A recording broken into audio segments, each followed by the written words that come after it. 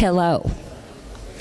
I'm Joya Link Roberts from Western Kentucky University, and I am so happy to welcome you on behalf of the Executive Committee of the World Council for Gifted and Talented Children. We are thrilled to see you here.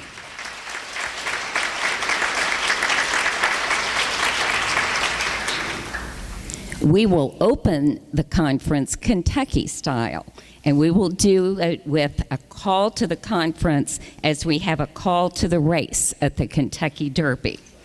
Steve Buttleman will be playing.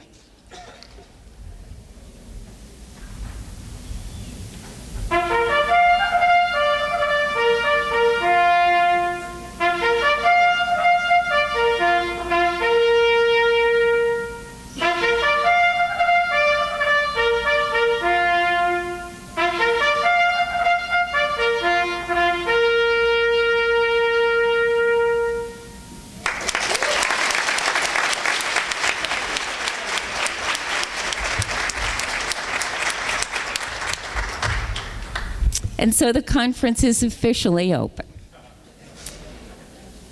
How pleased I am to have Greg Fischer, Mayor of Louisville, with us tonight to welcome us to this conference in Louisville. Mayor Fischer.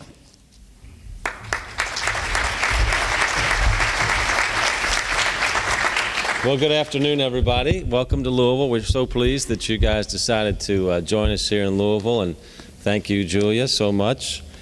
She's an incredible leader. I think everybody knows that. So we're extraordinarily happy to have Julia and Dr. Ransdell and Western Kentucky University just up the road as a neighbor of ours. They really set the pace for young people learning in innovative fashions. We appreciate that. I want to brag about our city for a little bit, if you don't mind, since you guys are here. And I do that in the hope that you spend freely while you're here in town. It helps our economy. I've got a single mission here. There's no question about that. We'd like to think we're a smart city. IBM named us as one of the global smart cities a year and a half ago. I hope you get out and about town. We've got some of the best food in the world in our restaurants. Zagat named the 8 foodiest cities in the world. Louisville was the only one in North America, so you're going to get some great food. The James Beard Foundation last week also noted us as one of the great restaurant cities in the country. Now, if you need something to wash that down, yes, that's correct. We are the capital of bourbon in the world as well. 95% of the world's bourbon comes from Kentucky. The other 5% is counterfeit, so stay away from that. Lonely Planet named us the #1 travel destination in America for 2013 because of our bourbon trail and just generally the funky vibe that's going on here in Louisville. So I hope you get to check that out. We're an entrepreneurial city. Under 30 CEO magazine named us the 3rd best city for young entrepreneurs to live at in the city. And then we're growing as well. The Brookings Institution cited us as the 4th fastest growing regional economy in the country as well. We're proud of that.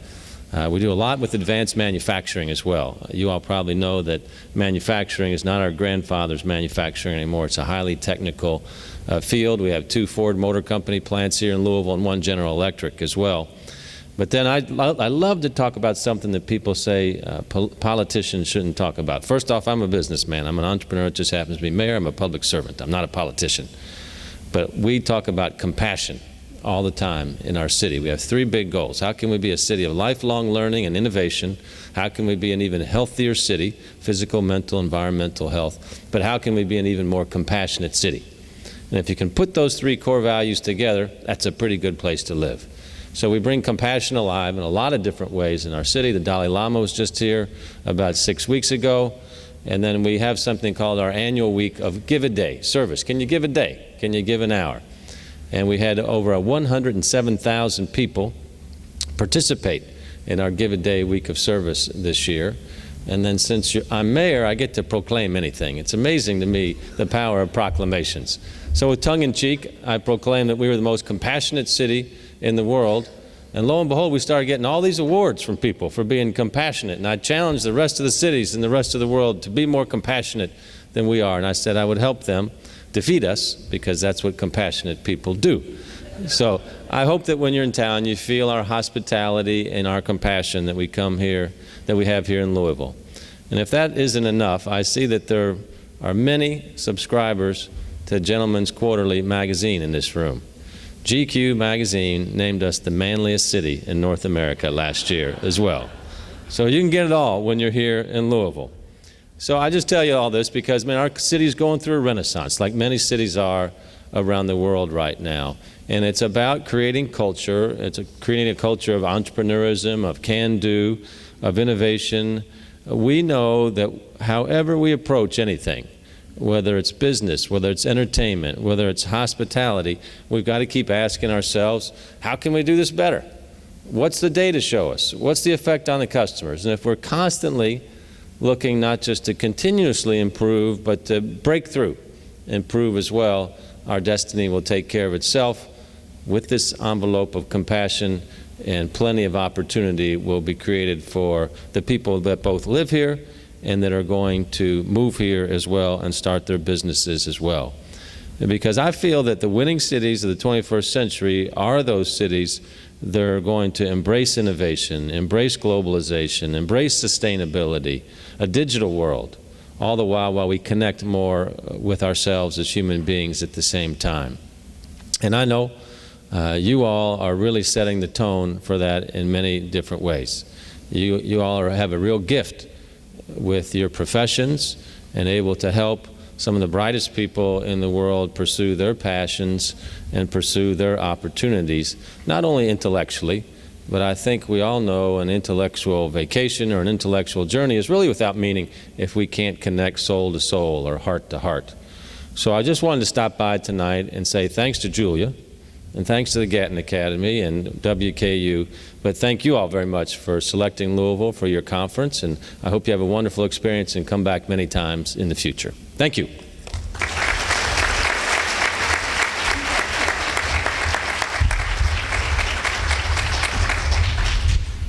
Next, I want to introduce to you Gary A. Ransdell, who is president of Western Kentucky University.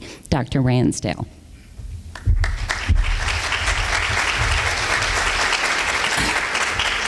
Thank you, Dr. Roberts, President Yamin, the World Council, scholars, and guests. First, I want to have a little fun with you. How many of you, if you're from Kentucky, go on and stand up. If you live in Kentucky, stand up. Okay. Now, if you're from somewhere else in the world, anywhere in the world, stand up. Kentuckians, let's welcome our guests. Yes. Thank you. Well, welcome to the United States, those of you who come from other lands. At WKU, one of our mantras is a leading American university with international reach, and we take those last three words of that vision statement very seriously, and so we are delighted to have you bring value and culture from your native lands to this conference, but to Kentucky as well. I am Gary Ransdell. I'm the president at Western Kentucky University, which is the home, as many of you know, of the World Council for Gifted and Talented Children. And we're very proud of that. And I'd invite you to visit the world headquarters at WKU. It's just 110 miles south of Louisville in Bowling Green. And I know you will enjoy that opportunity if you have that chance this week while you are here. One of our crown jewels at WKU, in addition to hosting the World Council, is our Center for Gifted Studies. And I'm sure you're familiar with our Center for Gifted Studies. It's the only such center in the Commonwealth of Kentucky. And it's directed by our Mahiran professor, Dr. Julia Roberts, who you will be seeing often for the next few days, and who is largely responsible for this conference being in this nation, in this state, in this city this week. And so we're very proud of the legacy that Dr. Roberts has had with our Center for Gifted Studies for over 30 years. The Center for Gifted Studies at WKU led to the creation of the Gatton Academy for Math and Science. Mayor Fischer mentioned that. And in just 7 short years, the Gatton Academy for Math and Science in Kentucky has risen to be recognized by Newsweek magazine as the #1 high school in America, a feat in which we are most proud. And that has happened because great students from across the Commonwealth of Kentucky, 120 of them, are in the Gatton Academy, 60 high school juniors and 60 high school seniors. They are engaged in undergraduate research. Most of them study abroad. They do incredible things during their 2 years at the Gatton Academy. And that is the manifestation of what happens when you give gifted and talented youth the opportunity to excel and to be challenged by their peers in an environment that brings out the very best in them intellectually, socially, culturally, and every other way. We absolutely applaud your theme for this conference, celebrating giftedness and creativity, especially in this International Year of Giftedness and Creativity. You know, we as educators, and I expect most of you are educators in some fashion or another, we must identify, nurture, and celebrate the highly gifted among us. They are the creative ones, as your conference suggests, and they also are the ones who will find the answers to the problems that will face all of us across our global existence. Your efforts here in Louisville over the next few days, and then again, obviously, when you return to your home countries, whether it be a campus, a city, or wherever in which you find the opportunity to be an advocate for gifted and talented education, you, through this conference, will open doors and pave ways for the deep talent that you come in contact with to achieve its full potential. So I salute you, and I thank you for being the champions of gifted and talented education and for helping our gifted and talented youth achieve their full and maximum potential. So welcome to Louisville, to Kentucky, and I am proud to be part of a university that has among its highest priorities gifted and talented education and the opportunity to work with such talented young people. And by the way, in just a few minutes, you're going to hear from some very talented young people from our campus when you get a better sense of our musical abilities as well. So welcome to Louisville and have a great conference, and I'm honored to be with you. Thank you.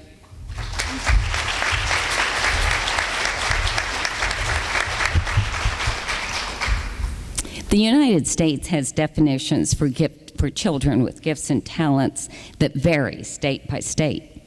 Likewise, services differ from state to state as well.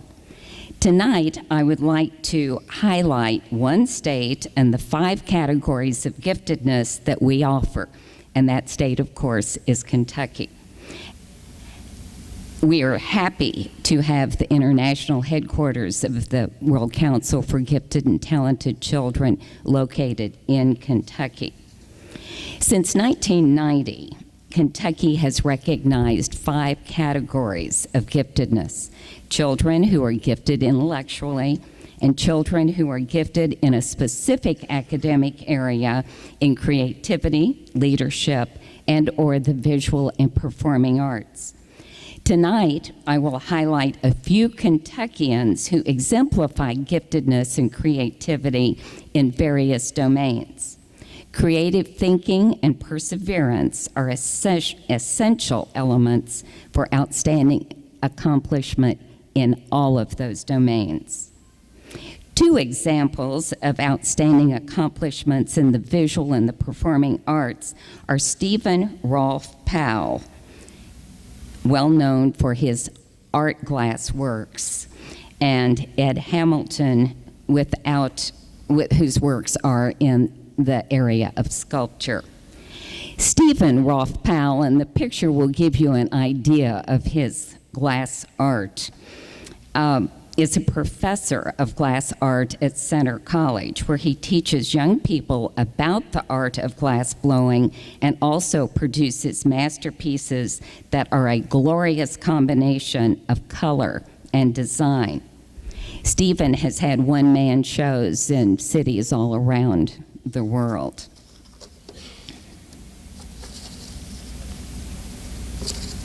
Sorry, pages are sticking. Ed Hamilton sculpts in his studio in Louisville, Kentucky, and his pieces of art can be seen in many states. His likeness of York, the African American who traveled west with the Lewis and Clark expedition in the very early 1900s, can be seen on the Belvedere, almost right outside this hotel. And I would encourage you to walk across to the Belvedere to see York. His statue of Abraham Lincoln, dedicated in 2009, is close by as well at Louisville's waterfront park overlooking the Ohio River. Entrepreneurs fuel the economy and enhance the quality of life. Two examples of entrepreneurs are Greg Fischer, mayor of Louisville, and Carol Martin Bill Gatton, a businessman and a man who has enhanced the lives of many through his philanthropy.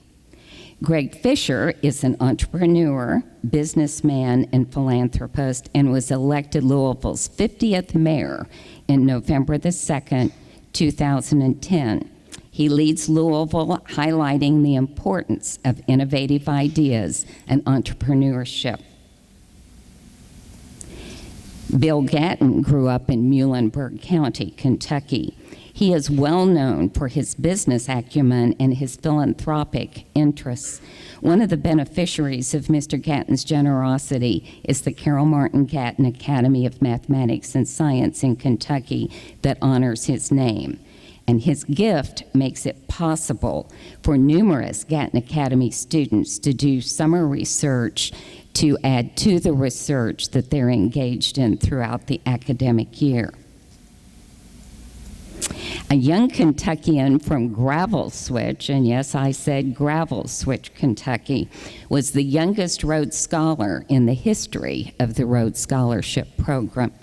Michael Lanham grew up in rural Kentucky.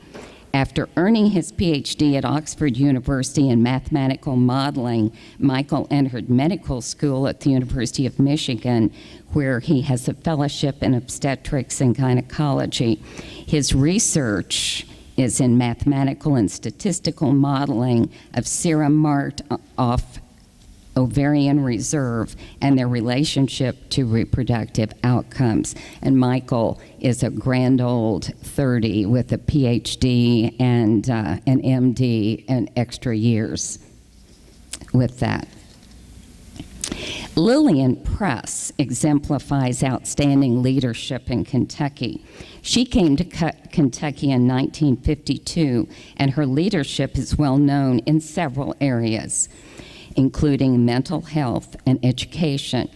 Lillian was the first executive director of the Governor's Scholars Program in the Commonwealth, a program that has served thousands of Kentucky high school juniors for 3 weeks every summer for over 30 years. Dr. Susan Harkema, the Owsley Brown Fraser Chair in Clinical Rehabilitation Research, the research director of the University of Louisville's Kentucky Spinal Cord Injury Research Center, and the director of research at the Fraser Rehab Institute, is engaged in understanding neural mechanisms responsible for human locomotion and the ability to change and recover from neurological injury. This research may provide the strategies physical therapists can use for walking rehabilitation after neurological injuries. It's absolutely amazing what is being accomplished there.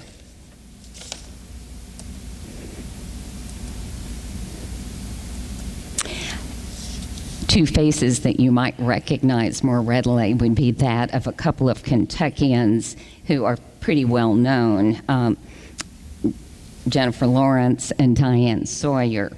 And of course, I could go on and on. These Kentuckians are only a few examples of giftedness and creativity in the Commonwealth. Each of your states and countries has numerous examples of giftedness and creativity as well. During the next 4 days, we will share information and learn together as we celebrate giftedness and creativity. Next, I want to introduce to you Dr. Wayne Pope. who is a professor at the Western Kentucky University in the music department. And he is going to narrate a musical program, and you have a program for the music that you will be enjoying. Dr. Pope.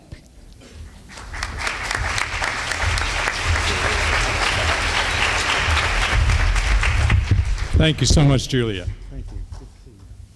We are just absolutely delighted to be here.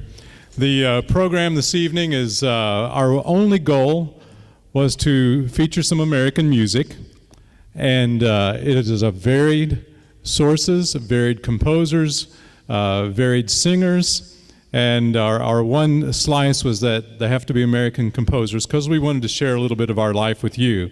America, compared to a lot of countries, is maybe very young, and it's taken a couple hundred years for us to find our voice, and hopefully you'll hear a lot of that voice today as American music.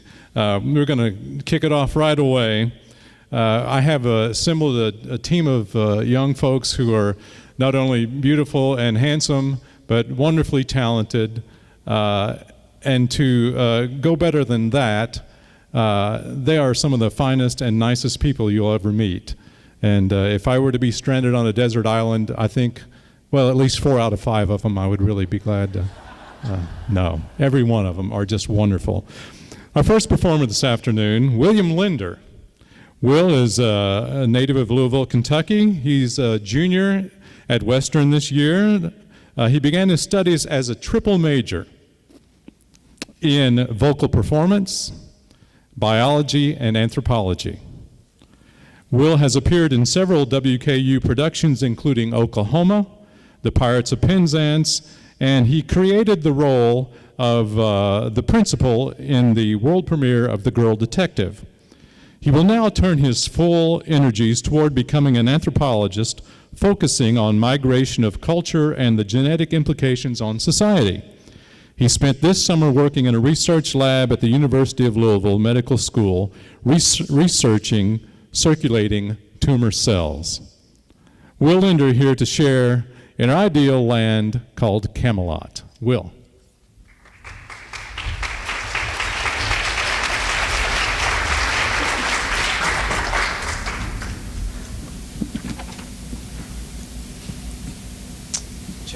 Check the mic. Yep. It's true. It's true. The crown has made it clear. The climate must be perfect all the year. A law was made a distant moon ago here. July and August cannot be too hot.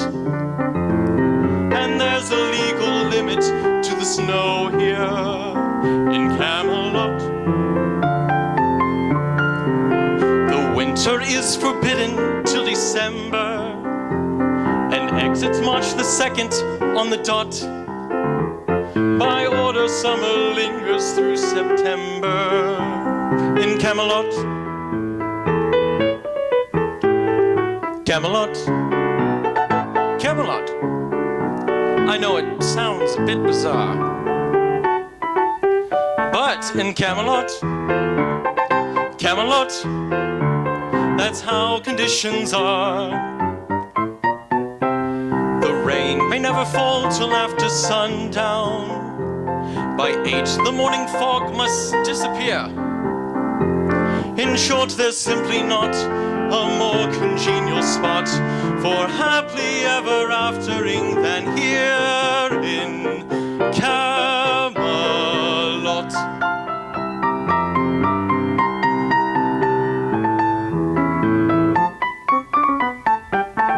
Camelot. Camelot. I know it gives a person pause, but in Camelot, Camelot, those are the legal laws. The snow may never slush upon the hillside. By 9 p.m. the moonlight must appear. In short, there's simply not a more congenial spot for happily ever aftering than here in Camelot.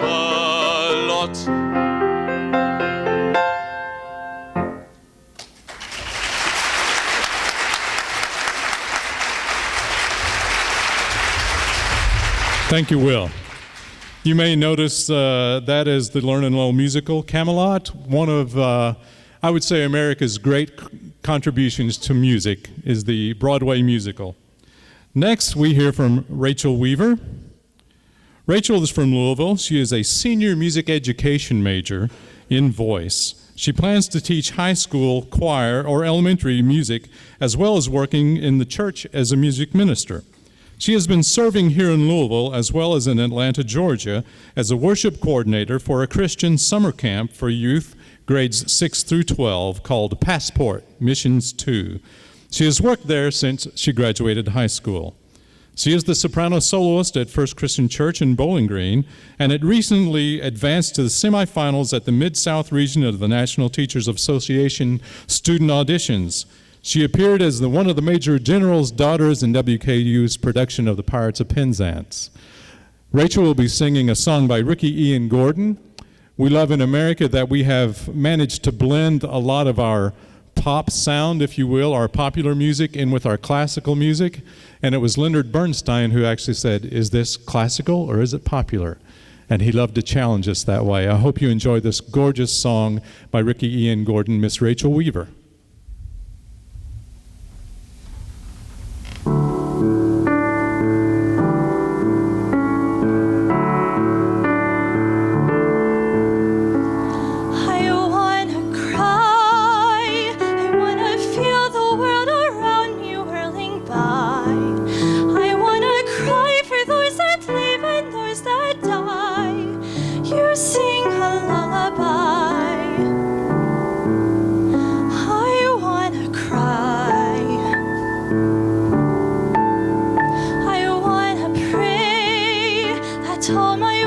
Would come true after today. And should I put a word for you, and should I say an extra key? I wanna pray, I wanna lie, I wanna think that things are better than they are. I wanna think we've gotten further, and that far is just an inch away. I wanna lie. A horse with wings. I wanna think of things like that and other things. I want two brothers, one who laughs and one who sings. I hope the future brings a horse with wings. I wanna know the things they told me way back then were really so. And should I make a little mark before I go? Not barely, just get by. I wanna fly.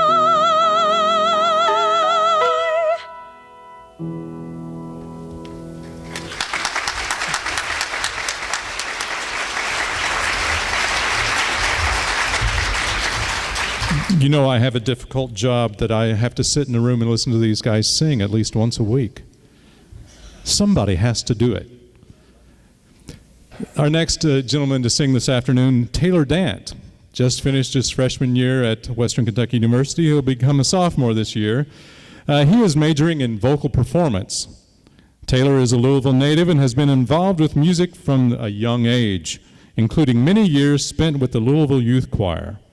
Most recently, Taylor was cast by audition and performed the role of Mazzetto in Mozart's Don Giovanni at the American Singers Opera Project and as his summer activity. He also was Samuel in our production of The Pirates of Penzance this last spring. He plans to participate in opera around the country when finished with his education. Taylor has chosen to sing a Samuel Barber piece. Barber was not only a wonderful American composer, but as you know, talented people want to see their craft live on, and he is also known as a brilliant educator. Samuel Barber's Sure on This Shining Night. Taylor?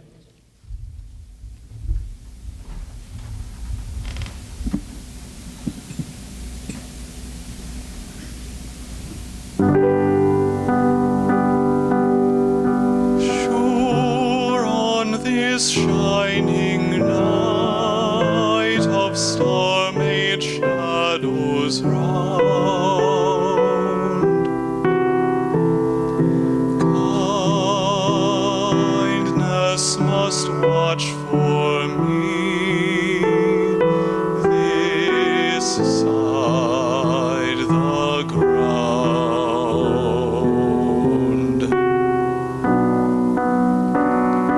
The lady lies down the north, all is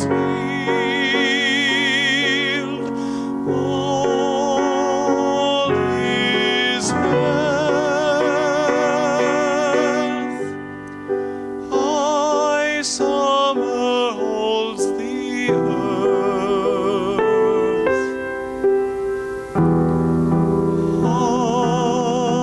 Hearts all whole.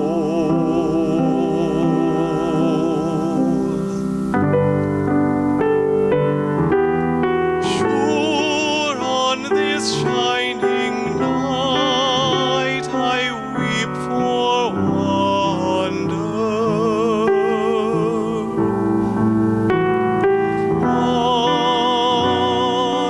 Wandering far alone of shadows on the stars.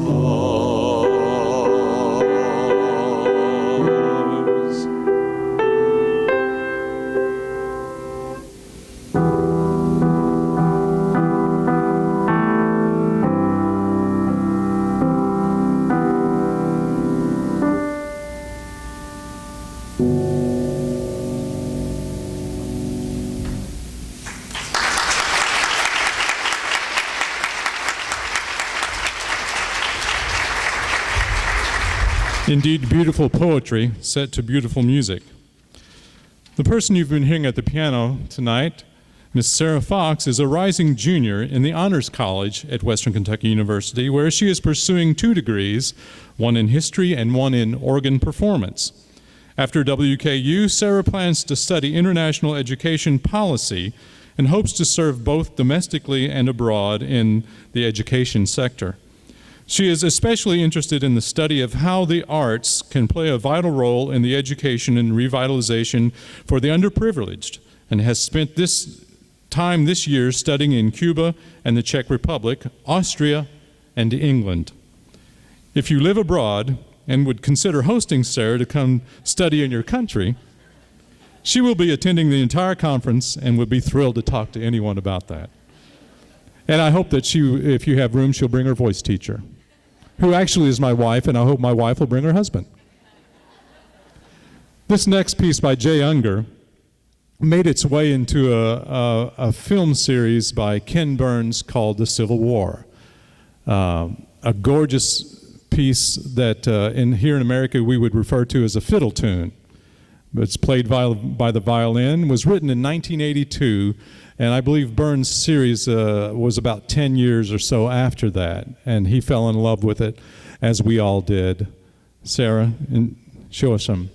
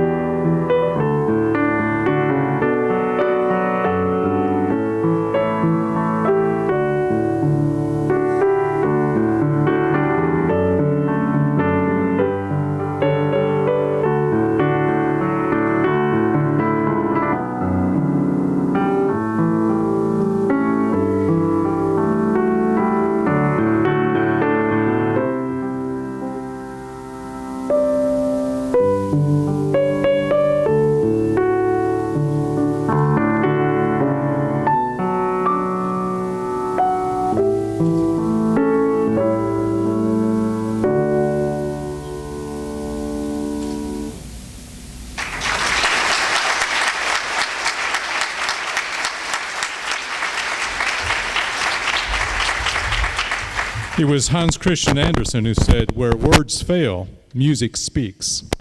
So I'll be quiet after that one. We've met this young man already, and a great young man he is. He's going to perform a song for us, a curious title, "I Bought Me a Cat."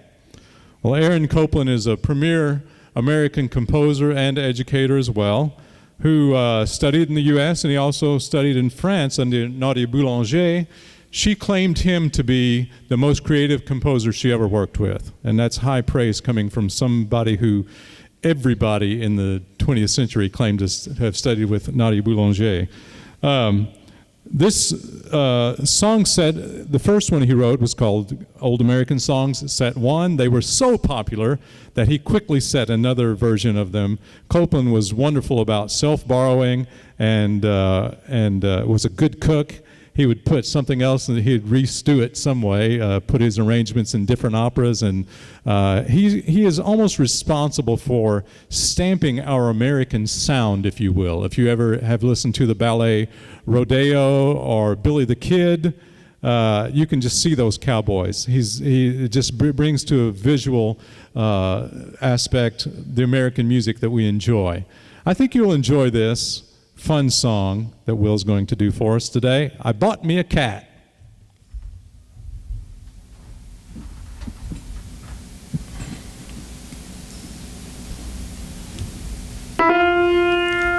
I bought me a cat, my cat pleased me. I fed my cat under yonder tree. My cat says, fiddle-I-fee. I bought me a duck, my duck pleased me. I fed my duck under yonder tree. My duck says quack, quack. My cat says fiddle-I-fee. I bought me a goose, my goose pleased me. I fed my goose under yonder tree. My goose says quack, quack. My duck says quack, quack. My cat says fiddle-I-fee.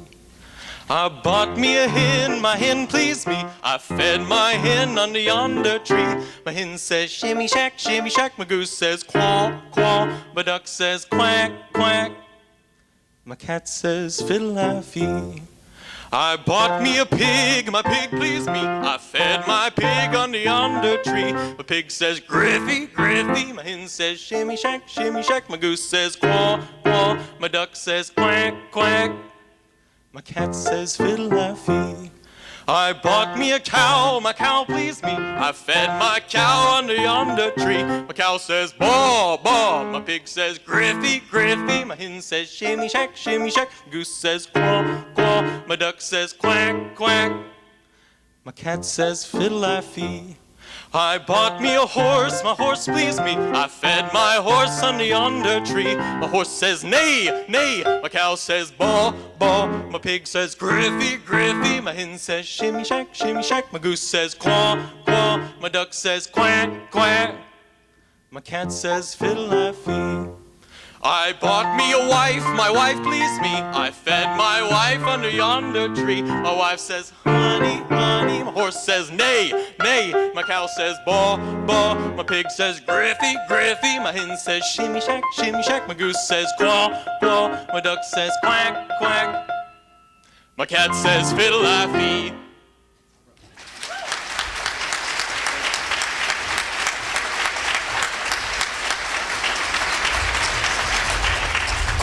I bet cats are the same in any language. Our next young singer this afternoon is Miss Lauren French. Lauren is a senior vocal performance major at WKU. She says, when I'm not singing, I love to cook. And I can tell you from firsthand experience, I love to eat her cooking.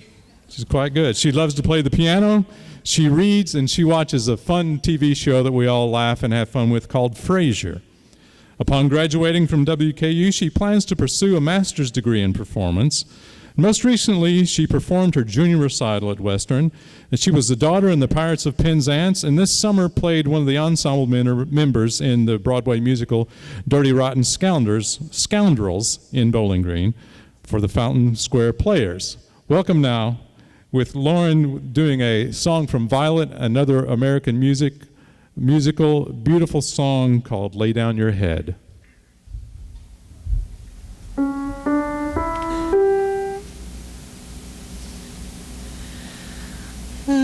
down your head and sleep, sleep. I'll be your pillow, soft and deep. Leave me your troubles, I will keep your days gone by, your days gone by.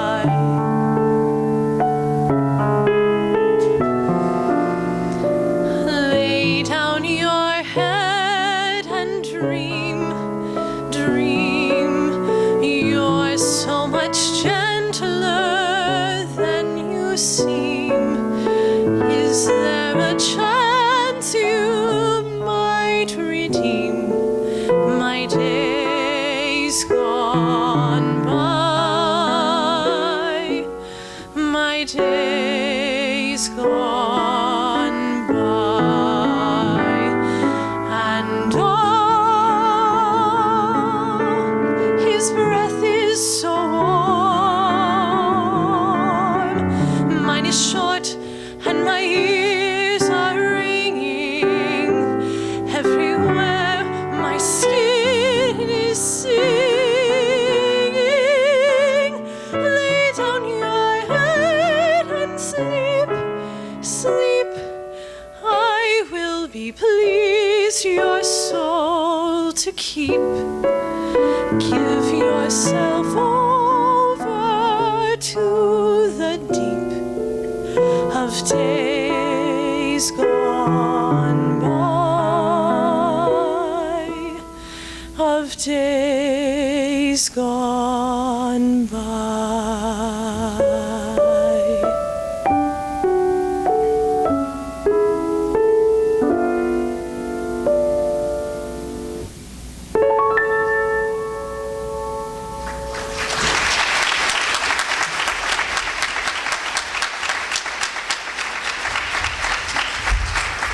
It's beautiful, Lauren.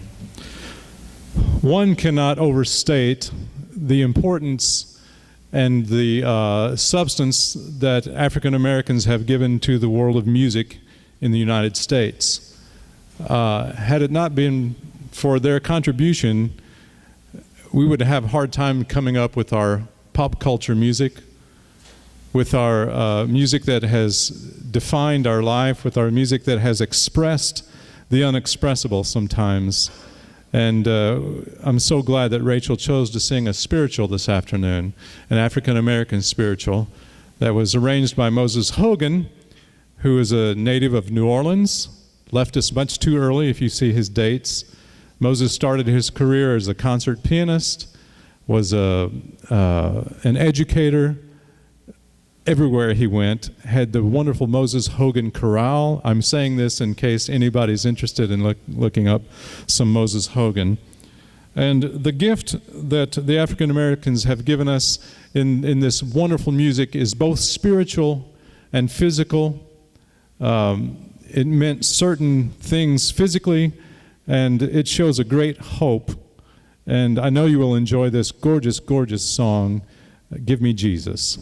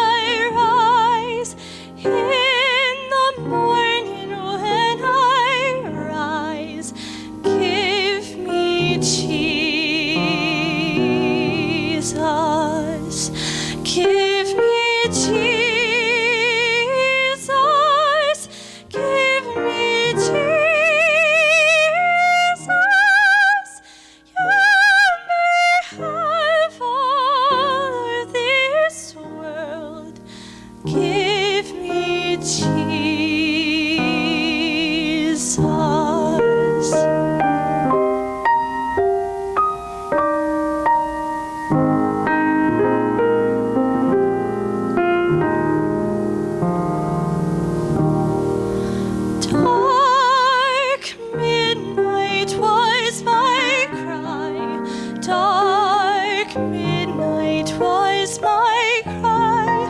Dark midnight was my cry. Give me Jesus. Give me Jesus. Give me Jesus. You may have all this world. Give me Jesus.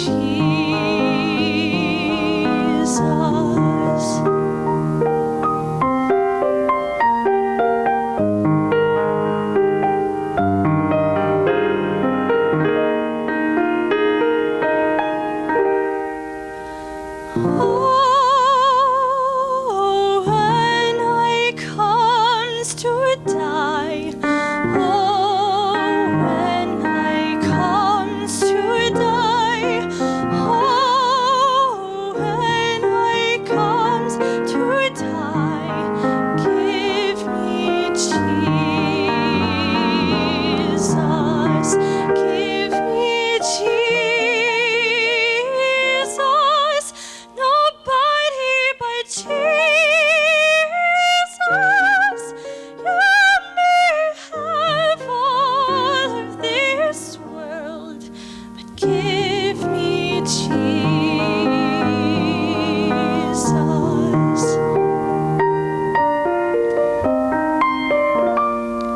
Nobody but Jesus. I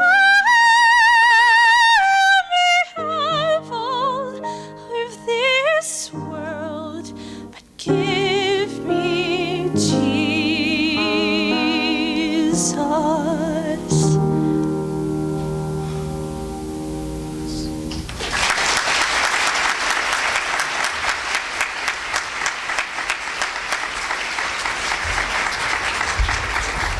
Oh, it always takes me a moment to recover from that piece. It's beautifully done. I think all of you would agree with this. As I was about to leave the house this morning, the phone lit up, then the phone rang, then there's a knock at the door. And the question of the day was, Dr. Pope, can our parents come this afternoon and see our performance? I said, yes. Sorry. But it's that support that they get at home that enables these folks. And they're here. Parents, would you stand up? And we want to thank you. Go ahead. And family members and boyfriends. Yes.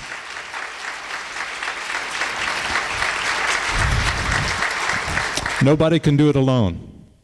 And it's fun when we have support. All right, enough of that sentiment, Wayne. Let's move on with the program. Our gift to the world, American musicals, such a gorgeous piece. Love is universal. This young man is in love. His feet won't even touch the ground on the street where you live.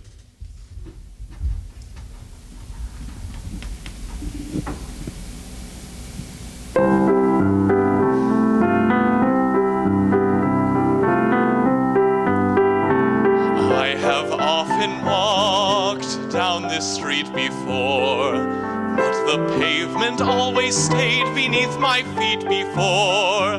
Only now am I several stories high, knowing I'm on the street where you live. And oh, that towering feeling, just to know that you may be near, that overpowering feeling that any second you may suddenly appear. People stop and stare, they don't bother me, for there's nowhere else on earth that I would rather be. Let the time go by, I don't care if I can be here on the street where you live.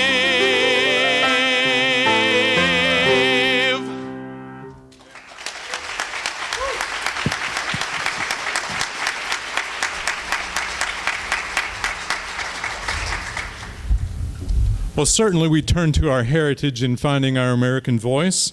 We wouldn't have Lerner and Loewe if we didn't have Victor Herbert.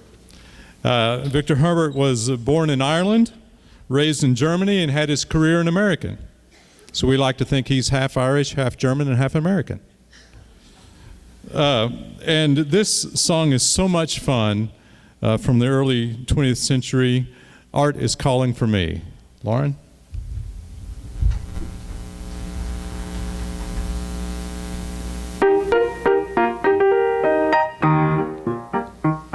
Mama is a queen and Papa is a king, so I am a princess, I know it.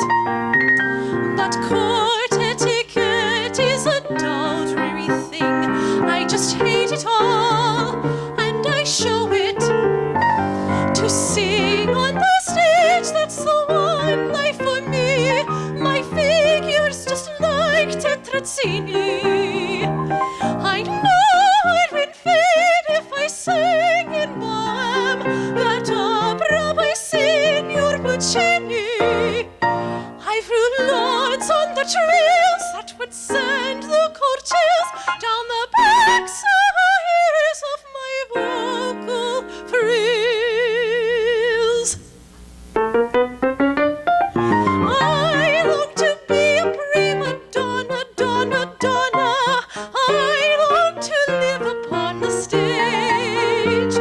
I have the embonpoint to become a queen of song, and my figure would look pretty as a page. I long to be a screechy, peachy, contrapunty. Oh, very lovely that must be. I hate society, I hate propriety. Art is calling for me.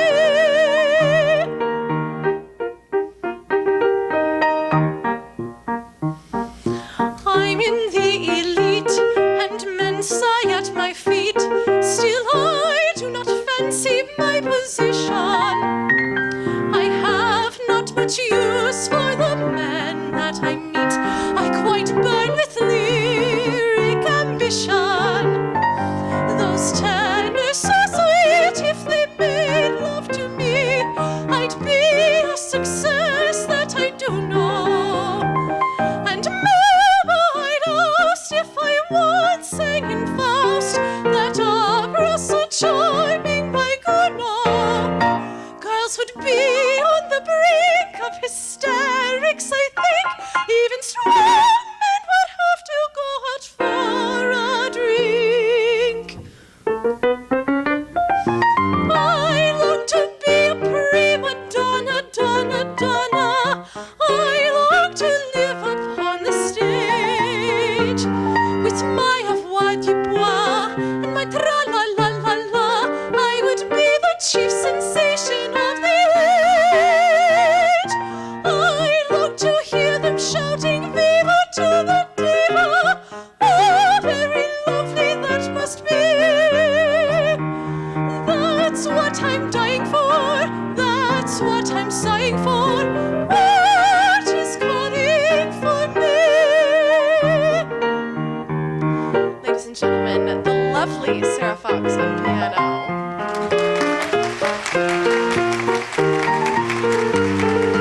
That's what I'm dying for, that's what I'm sighing for. Art is calling for me.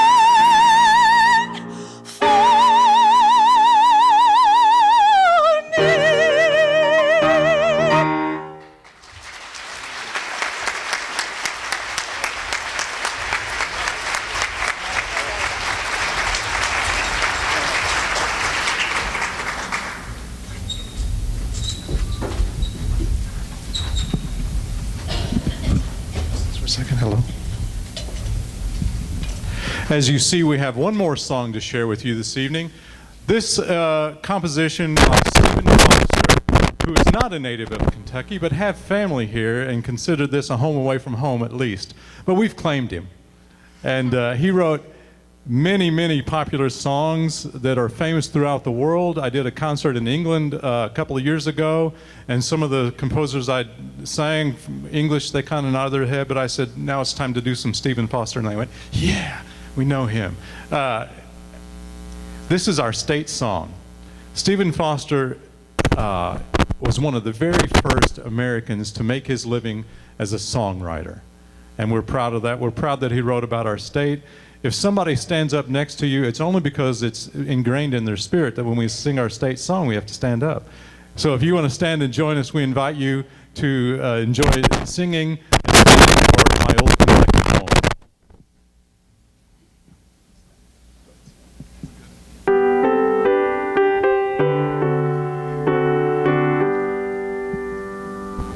The sun shines bright on my old Kentucky home. 'Tis summer, the people are gay. The corn tops ripe and my meadows in my bloom. While the birds make music all the day. The young folks roll on the little cabin floor. All merry, all happy and bright. When by hard times comes and knocking at my door, Then my old Kentucky home, good night. weep no more, my lady. Oh, weep no more today. We will sing one song for my old Kentucky home. For my old Kentucky home, far away.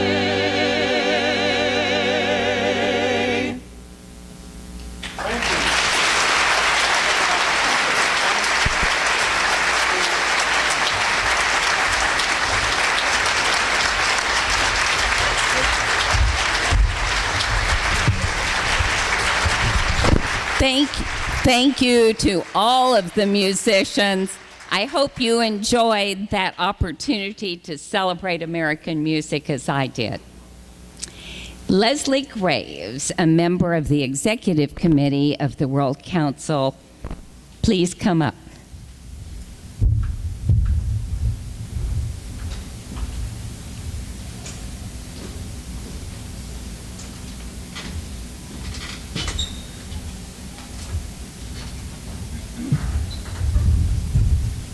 Okay.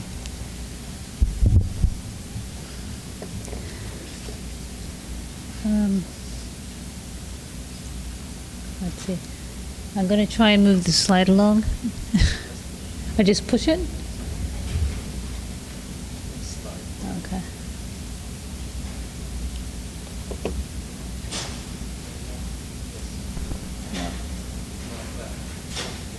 Okay, there we go. Okay, yes, my name is Leslie Graves, and I'm with the executive of the World Council for Gifted and Talented Children. Let's see what happened there, maybe? Push it again.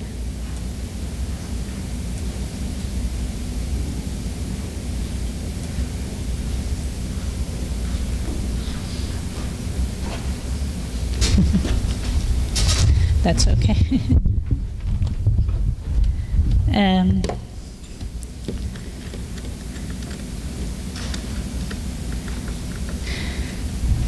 Maybe I'll just keep talking. Okay, well, I'm just going to keep talking.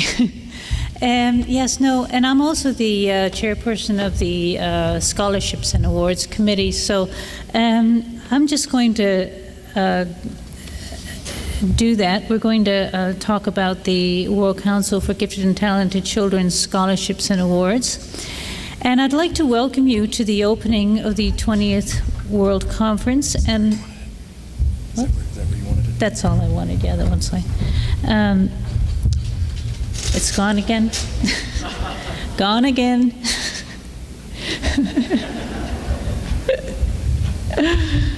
Yes, okay. I'm going to move over here so the technician can get in there. Yeah. And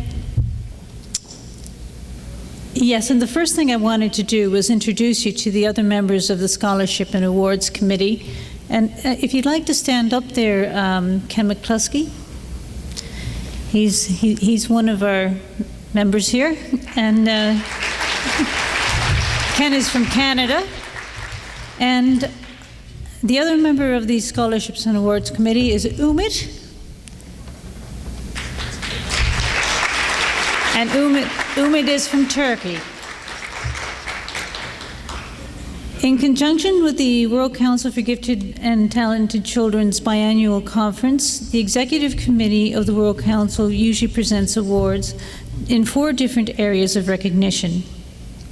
The first one is the International Award for Research, for a researcher who has international recognition in gifted education as a recognized field of study, and in establishing a gifted education and improving the practice of gifted education. The second award that we give out is the International Creativity Award for a researcher who has international recognition in the field of creativity and who has made significant contributions to promoting creativity in education. The third award that we give is the World Council Distinguished Service Award to a person who has made an outstanding contribution to gifted education as reflected in service to the World Council and in furtherance of its purposes for over 10 years or more. And the last award that we give is the Harry Passo International Award for Leadership in Gifted Education. And this is for a person who has international stature as a leader in gifted education, such as one whose life and work has significantly influenced policy, practices promoting the cause of gifted education, or has made other outstanding contributions in promoting the cause of gifted education worldwide.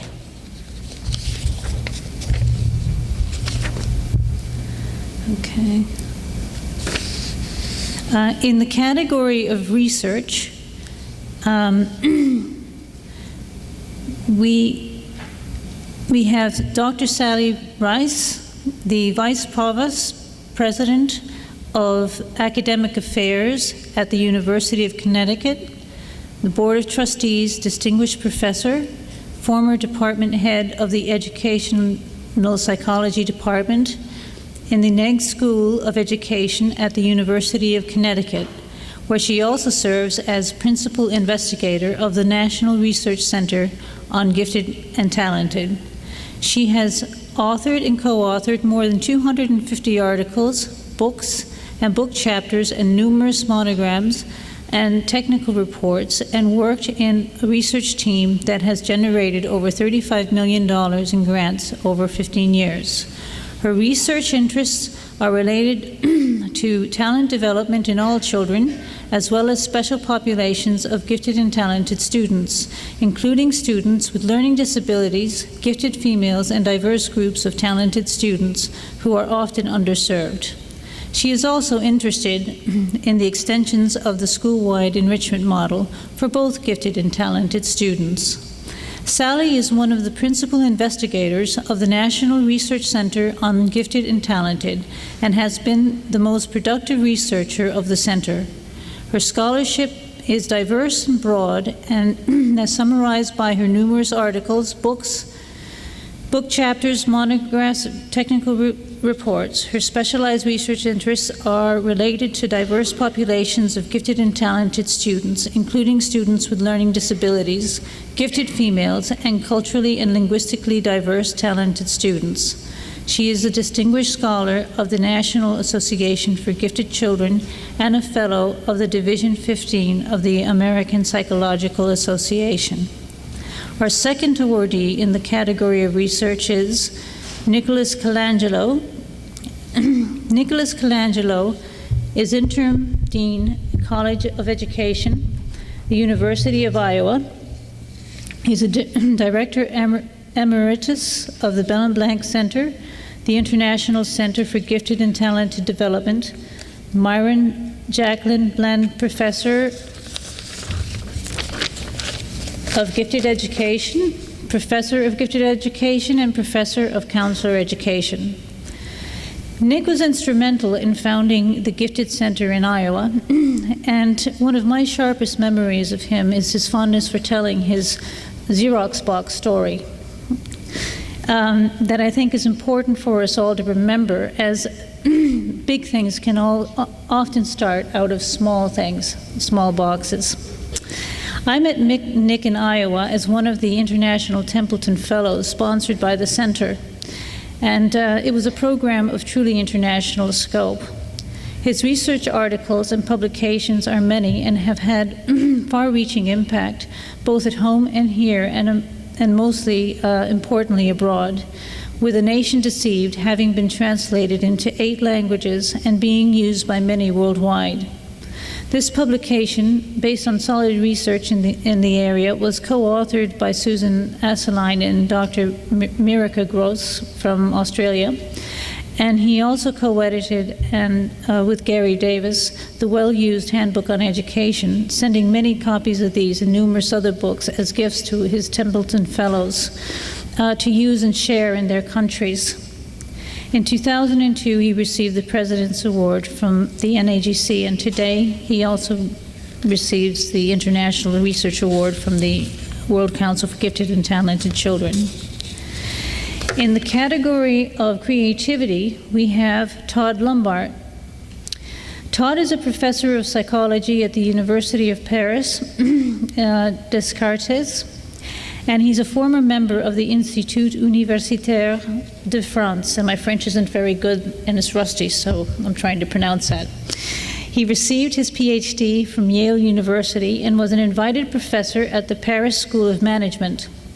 His research focuses on creativity, its identification and development within the multivariate investment approach, creative potential and creative giftedness, and creative process and the effect of context on creative work. He's a director of the Scientific Laboratory, LAT. Todd Lombard has also been in charge of several research grants on creativity, such as the study of creative giftedness, and has organized international scientific congresses on creativity. He is the author and co-author of approximately 100 scientific reports, journal papers, and book chapters on creativity, including Defying the Crowd, Cultivating Creativity in a Culture of Conformity. Todd Lombard also, with Maud Benson, I can't pronounce her last name, and Baptiste Barbot is the author of Epoch, a new version of the creative potential in children. The second Creativity Award goes to Peter Gemerly. He is a professor of the Semmelweis University in Budapest, Hungary, studying networks and talent support. He established research networks for over 10,000 gifted high school students. Together with Leon Lederman, a Nobel Prize laureate in 2000, he started the Network for Youth Excellence, fostering talent support and collaboration in 13 countries. From 2006, he chairs the Hungarian National Talent Support Council, running a talent support network for 200,000 people, and started the European Network for Talent Support. He became the president of the European Council of High Ability, ECHA, in 2012, and he wrote and edited 15 books, including 5 talent-related books, and published 220 research papers with a total citation of 6,500. He was a member of the Wise Persons Council of the Hungarian President Ashoka Fogarty, Howard Hughes, and the Rockefeller Fellow. He received the 2004 Descartes Award for the European Union. The third award that we give is called the Distinguished Service Award, and this goes to Dr. Joyce Van Tassel-Baska. She is a professor emerita at the College of William and Mary, where she founded the Center for Gifted Education. Formerly, she initiated and directed the Center of Talent Development at Northwestern University. Joyce has also served as State Director of Gifted Programs in Illinois, a Regional Director, a Local Coordinator for Gifted Programs, and a Teacher of Gifted High School students. Her major research interests are in the talent development process and effective curricular interventions with the gifted. She is the author of 22 books and has written more than 500 other publications on gifted education. She was the editor of Gifted and Talented International for several years and received the Distinguished Scholars Award in 1997 from the National Association for Gifted Children and the Outstanding Faculty Award from the State Council of Higher Education in Virginia in 1993. She received the Distinguished Alumni Achievement Award from the University of Toledo in 2003, the President's Award from the World Council on Gifted and Talented Children in 2005, and the Collaboration and Diversity Service Award from the CEC TAG in 2007. And the last and final award that we're giving this evening is the Harry Passo Leadership Award to President Tazir Subi Yamin. Tazir Yamin is a professor of gifted education. He has a BS in physics and an MA in special education and a PhD in gifted education and computer-assisted learning from Lancaster University in England. He is a recipient of academic prizes and fellowships from Jordan, England, and the USA, including a Fulbright Award in 1996 and the British Council Scholarship. Professor Yamin is active in the field of science population and has written 16 books and a large number of articles and chapters in edited books and research papers.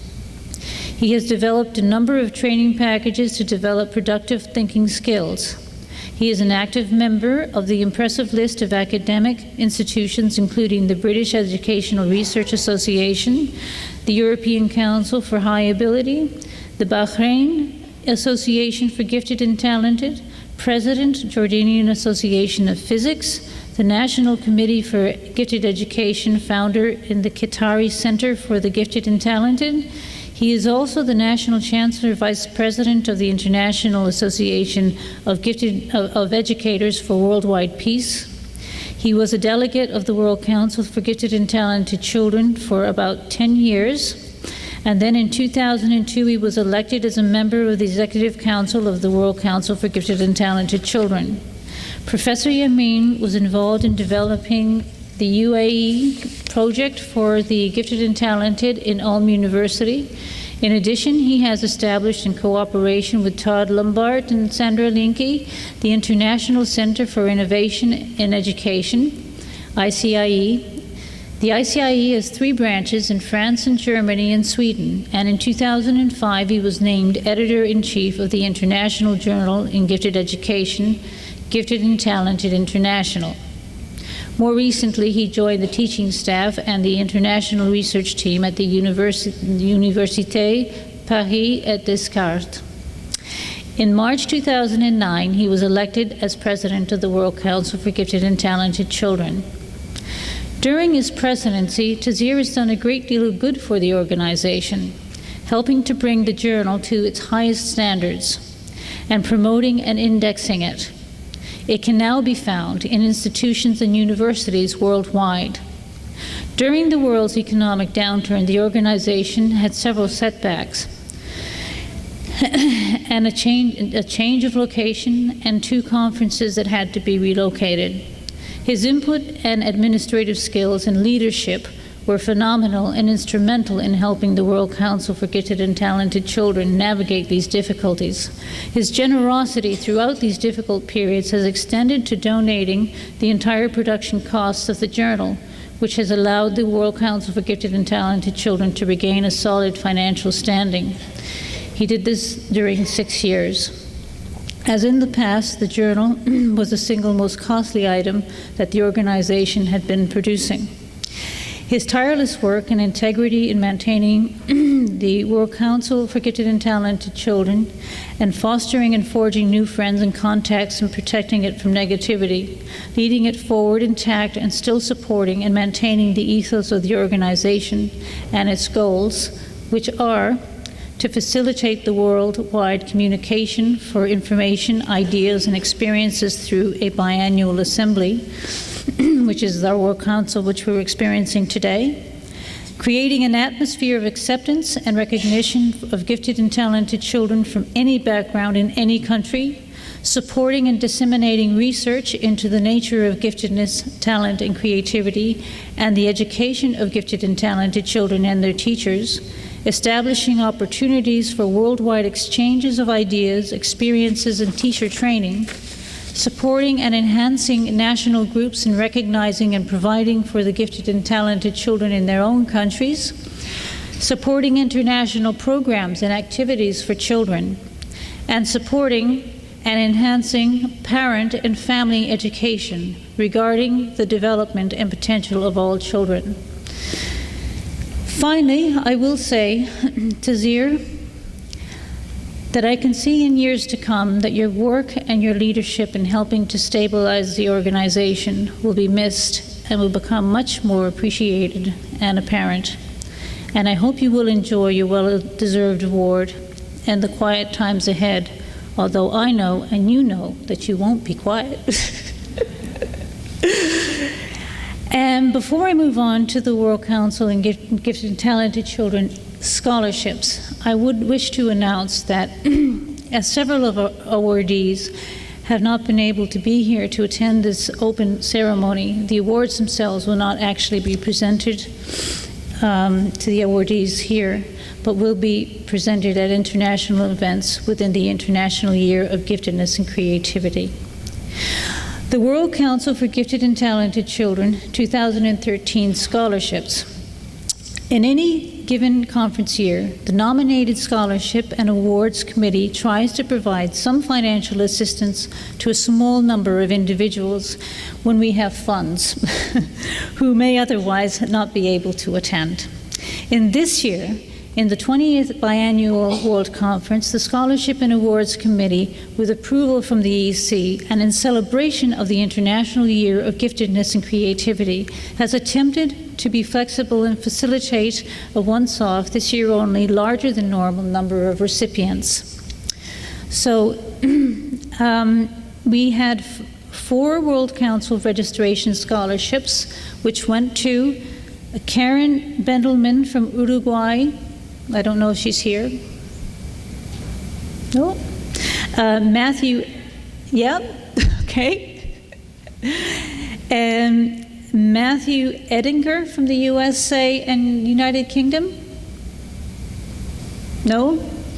Soha R. Al-Zalabani from Egypt? Ah, hello there. And Laura Swan from New Zealand, over there. And one youth scholarship to Luke Moe. He's a student of the teacher Terry Fredericks from the USA. No? Okay. And he will be presenting with his teacher. That's what he's here doing.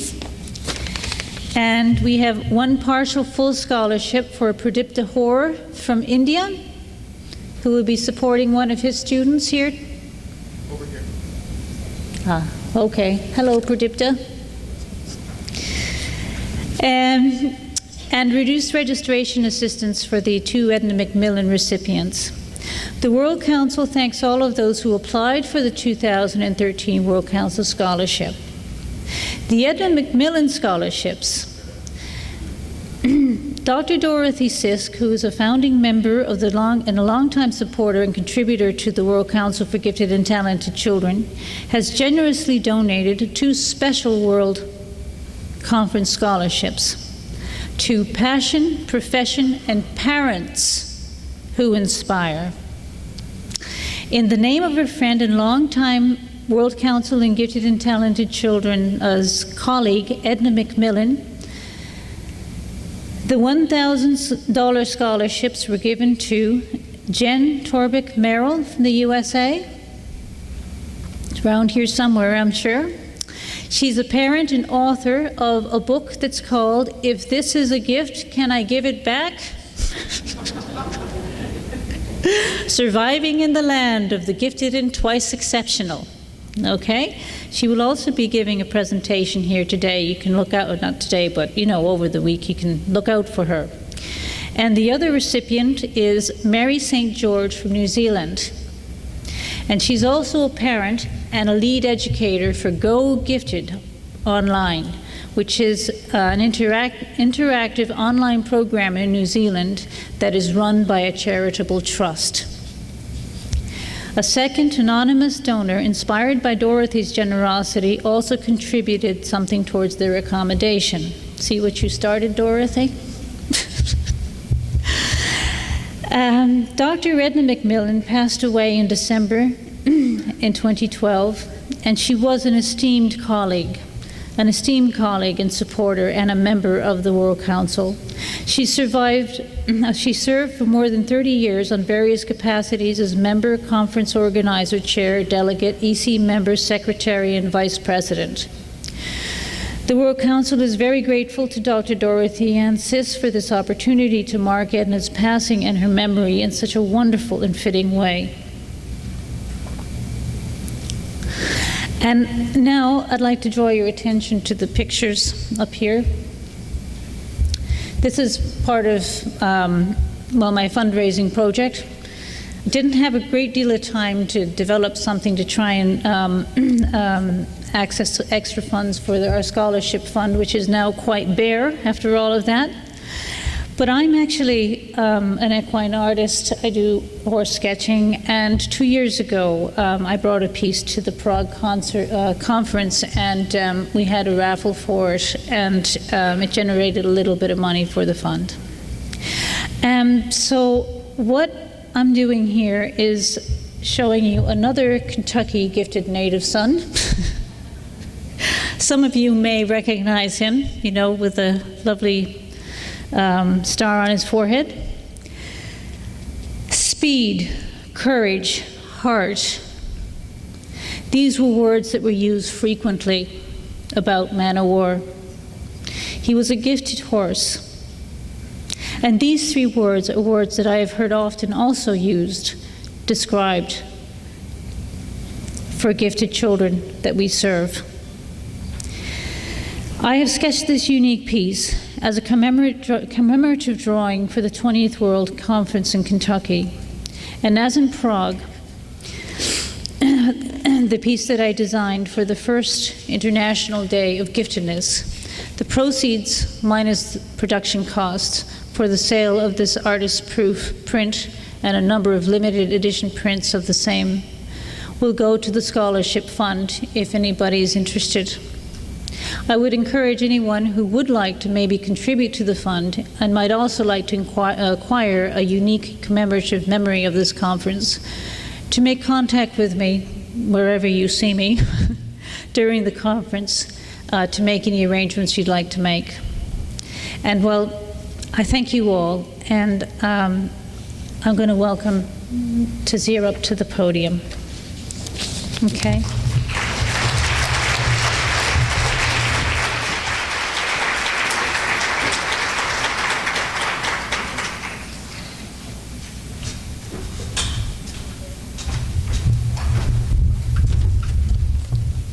Good evening. First of all, I would like to thank Mayor of Louisville for coming and addressing the audience. I would like to thank the President of Western Kentucky University for coming and address the audience. Also, I would like to thank the people who joined us with their beautiful music and their creative work.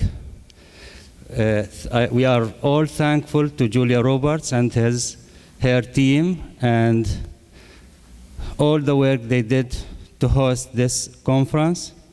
As a local hosting institution, they did a great job, and from the very beginning, I would like to say, forgive us if there is anything, any comment you can blame it on me and Julia. So we can handle it.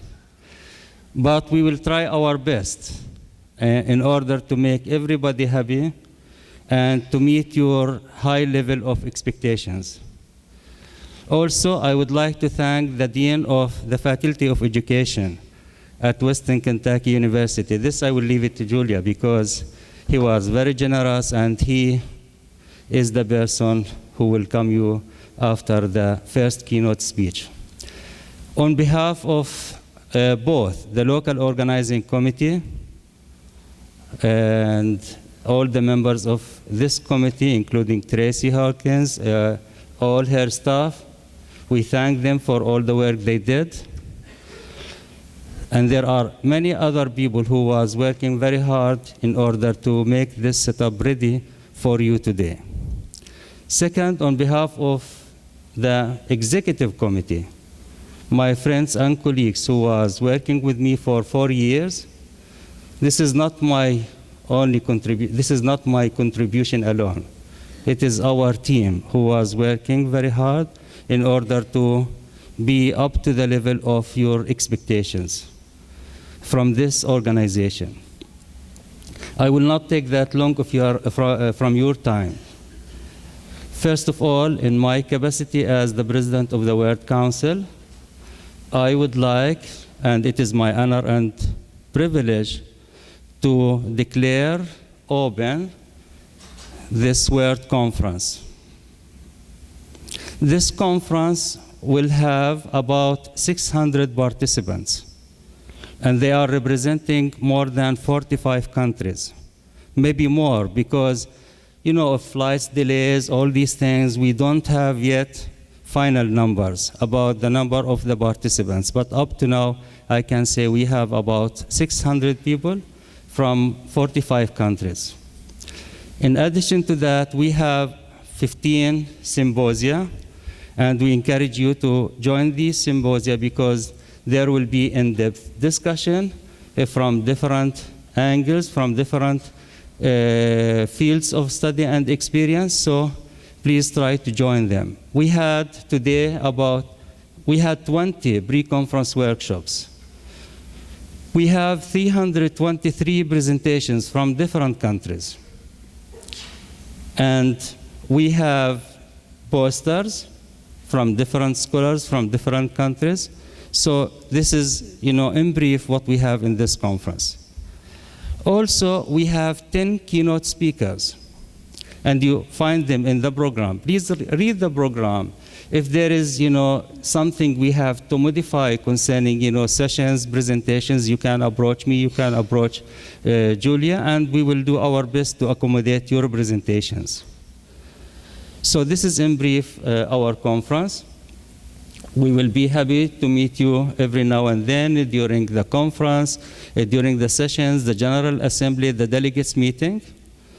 And will you please allow me now, is Joe here? Joe Renzulli. Did not arrive yet? Joe? Okay, so we will start with the conference program now. And I would like to introduce my friend, my colleague, Ken McCloskey. Ken, he has contributed so much to the World Council when he hosted the headquarters in Winnipeg University. Ken, he is the Dean of the Faculty of Education at Winnipeg University. He has also contributed so much to the field of gifted education, twice exceptional, ADHD, and so on. Will you please, Ken, come? Hi, Joe.